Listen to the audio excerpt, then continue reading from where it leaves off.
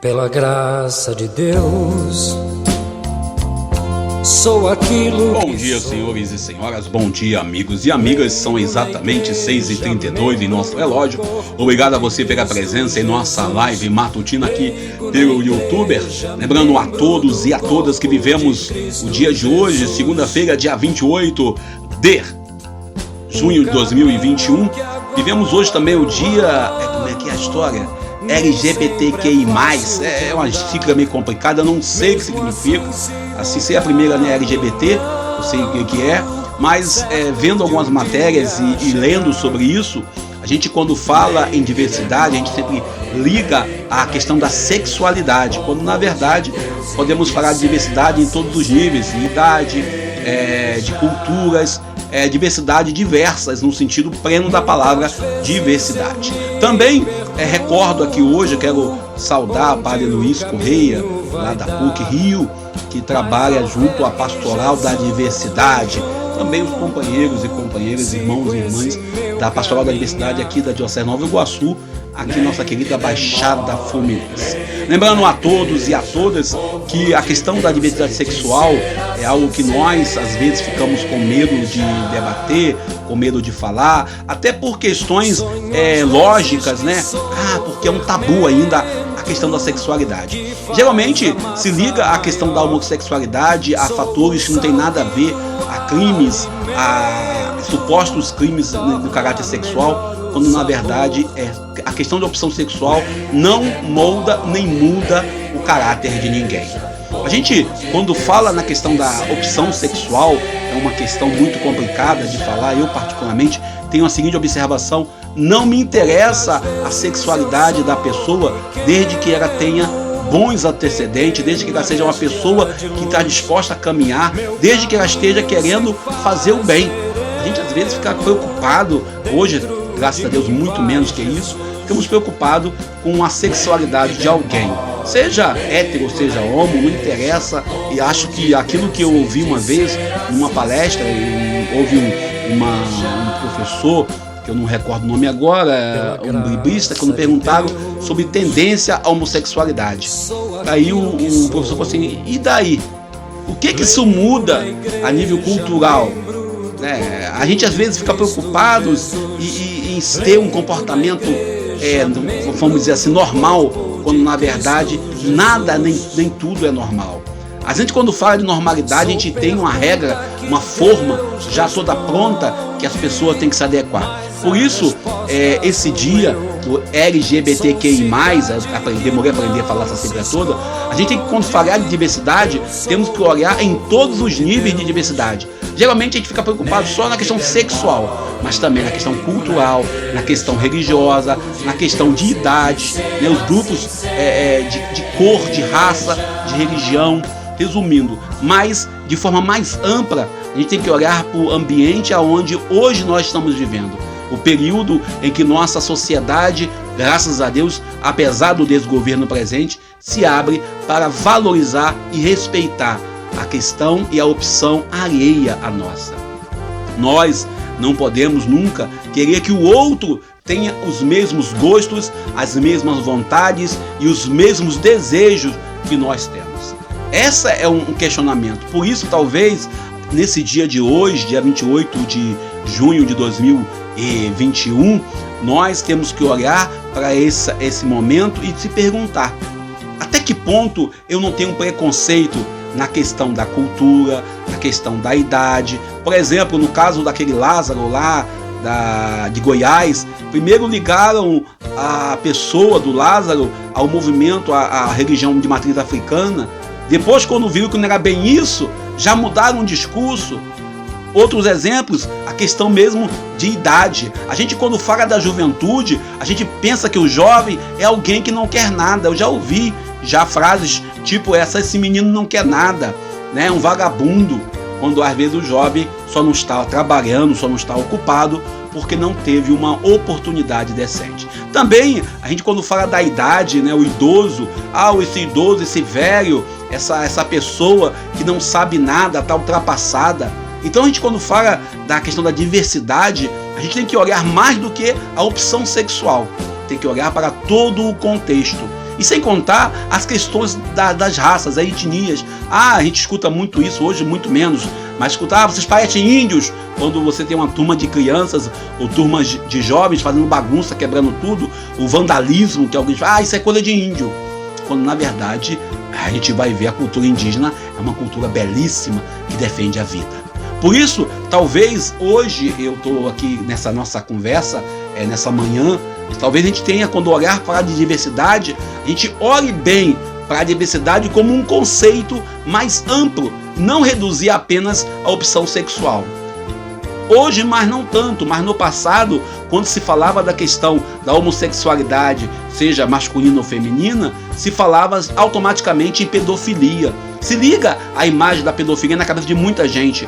A gente está vivendo aí pessoas que ainda têm esse pensamento, quando na verdade você vê a realidade de muitos amigos, muitos conhecidos, pessoas que eu sei que vivem, que têm a vida como homossexual, pessoas que eu conheço, que eu tenho respeito e afeto e carinho. Então, exemplo de pessoas são cidadãos. Vivi um tempo e participei um tempo com a Pastoral da Diversidade e eu ouvia o testemunho das pessoas que lá frequentavam e percebo claramente o desejo e a vontade de construir um país, uma sociedade, uma nação, um bairro, uma realidade, uma família melhor. A gente não pode ficar, às vezes, com nossos preconceitos batendo na opção sexual. Desculpe, eu vou usar um termo meio grosseiro. Não me interessa se você dorme com homem ou com mulher. Não me interessa se você tem opção de amar a pessoa do mesmo sexo ou se a pessoa não ama.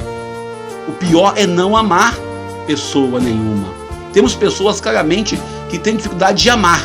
Agora, não, a pessoa gosta de outro homem, se for um homem, gosta de outro homem porque sou uma mulher. Que bom que está amando. Tem uma frase que eu ouvi de um padre uma vez: que bom que ama. Pior são aqueles que se recusam a amar. Por isso, paro por aqui. Vamos para o Evangelho de hoje. Já são 7 minutos e 13 segundos que eu estou falando sobre isso. E aí daqui a pouco vou dizer, tá falando de assunto que não tem nada a ver com o Evangelho. Eu escuto isso aqui de vez em quando, né? Como também, eu hoje não vou falar do presidente embusteiro, o Bolsonaro, aquele filho daquilo que você pode pensar.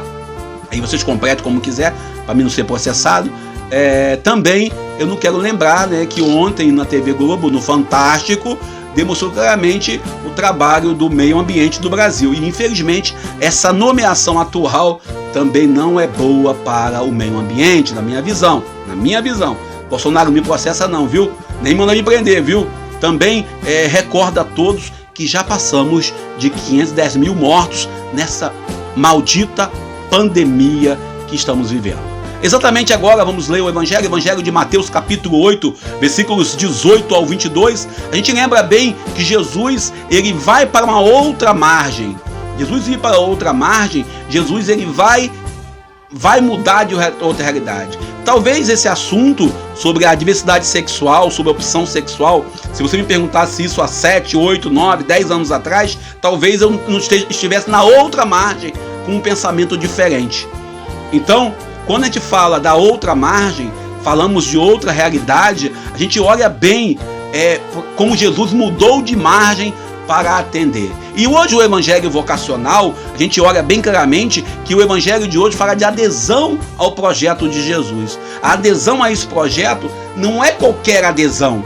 Não é uma adesão por uma adesão simplesmente. É uma adesão porque você tem coerência da sua vocação. É uma adesão porque você sabe claramente que essa adesão que você está buscando é uma adesão onde envolve o amor à diferença, o amor àquilo que Deus tem para nós. Ontem, conversando com a minha mãe ontem à noite, e a gente falava de um amigo nosso que foi assassinado, o Marco Antônio Félix, e nós falávamos da dor que a saudade deixa, e a gente lamentávamos a morte de Marcos Félix, e aí nós tínhamos assuntos que aí não vou entrar aqui, que nós olhávamos, e depois eu falando de outros assuntos, nós entramos no contexto que Deus quis assim. Deus não quer que ninguém morra de forma violenta, eu dizia para minha mãe. Deus não quer que ninguém tenha dor, ninguém sofra o preconceito, seja de raça, seja de religião, seja de opção sexual. Deus não exclui ninguém. Jesus hoje, quando ele faz o chamado vocacional, ele coloca uma condição, ele coloca uma opção. A gente quando falava sobre a opção sobre a vocação laical lá na Escola Universal do Concílio de Cristandade e também no curso de multiplicadores do Conselho Nacional do Laicato, a opção, a vocação que nós temos como cristãos é levar a boa nova do reino de Deus a todos os lugares possíveis. O Evangelho de hoje traz para nós uma leitura onde Jesus fala que ele não tem onde ficar.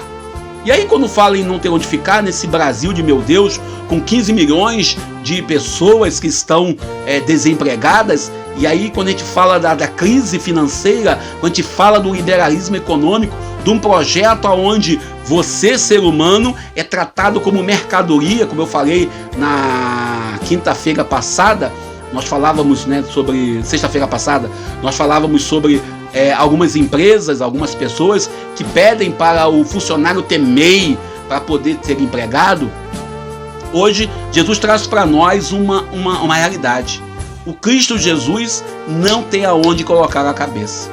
Jesus aí quer ser acolhido em todas as casas. Jesus aí quer entrar, aí eu vou entrar de forma radical, ele quer entrar na casa dos homoafetivos, como também quer entrar na casa dos heterossexuais. Jesus ele não tem preconceito, ele não trabalha com essa linguagem normativa ou formativa, esse formato que uns e outros colocam em nossos grupos sociais. O Evangelho de hoje traz para nós também uma meditação plena. Se nós estamos em condições de levarmos, de acolher Jesus em nossas realidades. Percebemos bem ontem, a gente debatiu quase o dia todo com meu irmão, o irmão meu da época do quartel, tenho muito carinho, afeto e consideração por esse meu irmão, sobre alguns versículos bíblicos, quando nós pegamos a palavra de Deus para fundamentar a nossa decisão. Aí a gente conversava sobre, até de forma muito acalorada, escrevendo aquilo, escrevia de lá, e nós chegamos à conclusão que nem tudo é como a gente pensa que é. O Evangelho de hoje traz para nós uma meditação, uma contemplação. Quais são as condições para sermos servos, para sermos missionários, para sermos apóstolos e seguidores de Jesus?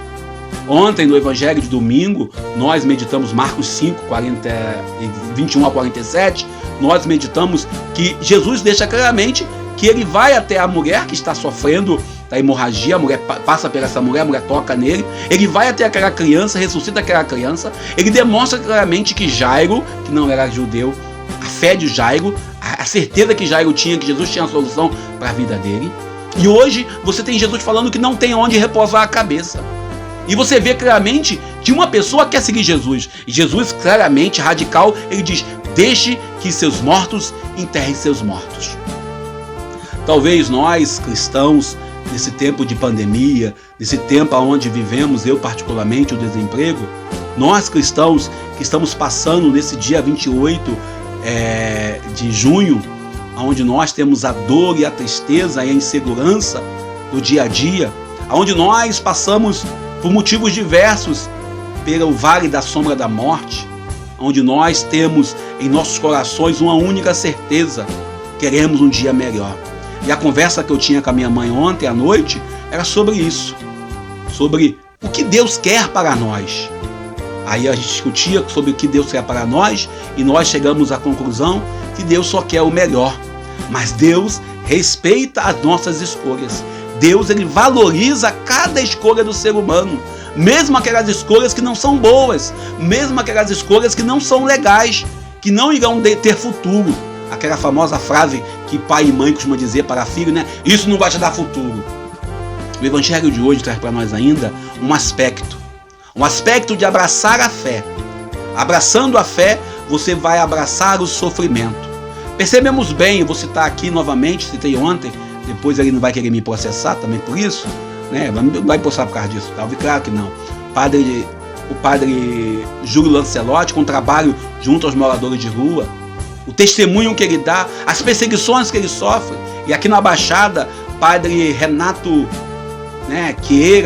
Tieira, que alguns da Casa do Menor, e outros amigos, padres e pastores que têm um trabalho de recuperação. Temos aqui na região da paróquia de Marapicu a Casa Maranatá, que trabalha com jovens dependentes químicos, e esse trabalho do seu José, um trabalho bonito, onde ele acolhe as pessoas que são dependentes de químicos, pessoas que ninguém acredita. E quando você fala em ter fé, fala também em abraçar a dificuldade da missão.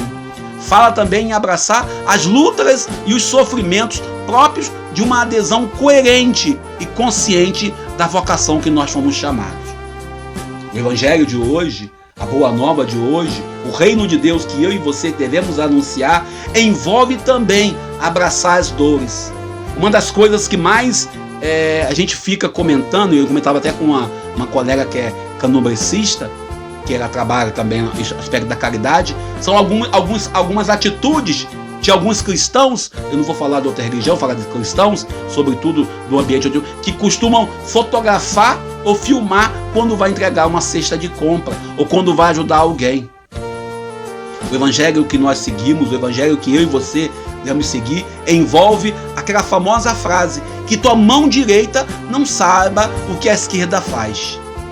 O evangelho de hoje, quando Jesus traz para nós essa realidade dele não ter um lar, dele não ter onde colocar a cabeça, é uma realidade que muitos pais e mães, nesse tempo de desemprego, nesse tempo de pandemia, está passando por não poder pagar o aluguel. É muito pai e mãe com seus filhos, famílias inteiras, estão ficando à margem da sociedade, porque infelizmente o salário não dá para poder pagar o aluguel. Ainda olhando para essa realidade do desespero, a gente, quando vê Jesus falando que ele não tem onde recortar a cabeça, esse é o Jesus de hoje, esse é o Cristo de hoje. Uma das frases que eu escutei ontem na minha defesa da minha conversa com meu amigo foi que se você tem pena do bandido, leva para sua casa. Quando a gente apresenta o Evangelho, e sobretudo quando cita o Evangelho de João capítulo 13, 34 a 35, alguém fala assim: mas isso aí é só na Bíblia, é só no escrito que está lá. O Evangelho de hoje, ele vem dizer para nós que nossa missão de cristão, se queremos de fato abraçar uma vocação de salvação, nós devemos superar também esse preconceito. Devemos superar também essa motivação ideológica, sobretudo num sistema que diz que não tem ideologia, num sistema que fala aonde nós, homens e mulheres, temos chances iguais, uma sociedade igualitária, aonde eu não tenho emprego, não tenho salário, sou demitido para cortar gastos, enquanto você vê claramente que podia muito bem cortar gastos em outros lugares. O Evangelho de hoje, ele envolve a nossa indignação perante a acolhida que damos a Jesus. E Jesus não está somente no pão e no vinho, na Eucaristia, como a Igreja Católica acredita, como nós pregamos. Jesus está em cada irmão, em cada pessoa, sobretudo nos mais sofridos, nos marginalizados, no homem, na mulher, na criança, no jovem, na comunidade LGBTQI+, em todos aqueles que estão sofrendo algum tipo de perseguição ou que estão passando em qualquer realidade, dificuldade. Por isso hoje, quando a gente fala da fé que tem que se abraçar, Jesus vem com um chamado vocacional nesse evangelho de hoje, Mateus 8, 18 a 22. Jesus, quando traz esse chamado, Jesus traz para nós também uma responsabilidade de abraçar e de levar essas dores e esses sofrimentos com coerência. E sobretudo aquilo que nós falávamos sobre o pai e a mãe, que ama aquele que sofre mais. O pai e a mãe que está do lado daqueles que mais precisam. O evangelho de hoje, quando Jesus fala que não tem onde ficar, e quando ele fala para o seguidor que deixe que seus mortos enterrem seus mortos, Jesus não está hora nenhuma banalizando a família. Jesus está apenas deixando bem claro que para seguir ele tem que ter opção radical. Mas às vezes nós queremos seguir o Jesus, somente aquele Jesus light, aquele Jesus que faz aquilo que eu quero ouvir. E para isso fazemos estudando a Bíblia. Para isso pegamos lá na Bíblia, capítulo e versículo que diz isso, que diz aquilo. Queremos ler a Bíblia, o direito canônico. queremos ler o Catecismo na Igreja Católica, queremos ler os documentos do Papa Francisco, ou do Papa São João Paulo II, ou do Papa São João XXIII, ou São Paulo VI, para poder dizer, olha, isso é pecado. Estamos mais preocupados em achar o pecado do que achar o encontro real com a graça de Deus que nos ama. Talvez, se você me encontrasse há uns 5 anos atrás, talvez eu pensasse diferente. Talvez o meu discurso seria outro. Se você me encontrasse talvez há 1 ano atrás, talvez eu falasse menos sobre essa realidade. Porque o Evangelho nos compromete. E infelizmente, nós temos pessoas comprometidas com instituições, comprometidas com bandeiras ideológicas, comprometidas com projetos que não têm nada a ver com o projeto de Jesus. Por isso, nesse tempo de pandemia, onde um presidente usa o nome de Deus para se promover, onde políticos citam Deus acima de tudo, e quando você pega Padre Júlio Lancelotti dizendo, não, Deus está no meio de nós, e nós da Igreja Católica, sobretudo, quando vamos à missa, à celebração, a primeira coisa que o presidente fala, o Senhor esteja convosco, e o povo aclama, Ele está no meio de nós. Deus não quer estar acima de ninguém. Por isso Jesus veio. E por isso hoje Ele fala, eu não tenho onde botar minha cabeça. E, infelizmente, Jesus ainda continua sem onde botar a cabeça. Fiquemos com Deus. Agradecemos a você, enfermeiro, você médico. Ontem eu não agradeci. Já mandaram mensagem. Você não falou do pessoal que combate o Covid? Tá, eu vou falar agora então. Agradecendo a você médico, você enfermeiro, você agente de saúde, você que está aí no transporte urbano, motoristas. Lembrando que essa semana eu tomo a vacina, né? Eu acho que eu vou tomar a Covaxin. No Covaxin não posso tomar, é a indiana. Essa aí não posso tomar ainda, que não chegou. Já pagaram, mas não chegou, né? Vou tomar a Janssen, também não chegou ainda no Rio de Janeiro, né? Tá aí, vai ser um tipo diferente. Talvez aqui seja a AstraZeneca. Como eu disse ontem, vou tomar a AstraZeneca. A Baixada tá dando a AstraZeneca. Vou tomar a AstraZeneca. Tive Covid 2 vezes. Diz que quem teve Covid não tem reação. Teve amigos que tiveram reação, tiveram febre, tiveram dor de cabeça. Mas é aquilo, né? É um momento de recuperação também. Que você e eu, que nós tenhamos a graça desse encontro, que possamos ter vacina para todos, comida no prato para todos, emprego para todos, dignidade já, e meu respeito, e meu carinho, e meu afeto com todos vocês, médicos, enfermeiros, agentes de saúde, que estão trabalhando aí para salvar vidas com esse sistema de saúde.